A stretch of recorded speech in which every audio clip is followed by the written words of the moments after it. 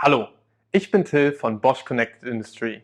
In diesem Video zeige ich Ihnen, wie das XDK zusammen mit Bluetooth Tags und unserer Nexceed Software für eine einfache Indoor-Lokalisierung genutzt werden kann. Wir haben 3 Küchen in unserem Büro. Zwischen diesen Küchen wechseln verschiedene Geräte häufig den Ort. Zum Beispiel unsere beiden Wasserkocher. Die Suche nach den Wasserkochern hat schon häufig für Frust gesorgt, weil in jeder der 3 Küchen auf verschiedenen Stockwerken gesucht werden muss. Um diese Suchzeiten zu verkürzen, haben wir Bluetooth-Tags an den Wasserkochern befestigt und in jeder der 3 Küchen ein XDK installiert. Die Tags senden in regelmäßigen Abständen Bluetooth-Signale an die XDKs in ihrem Radius.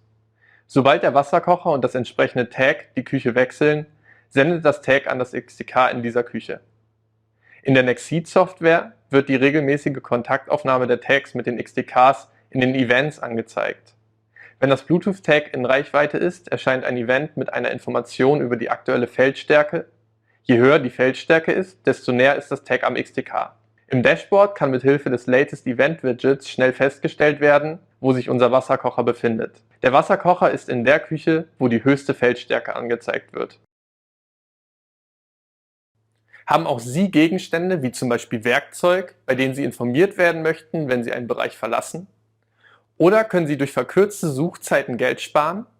Dann nutzen Sie das XDK in Verbindung mit Nexceed, um Ihre Use Cases schnell und einfach umzusetzen.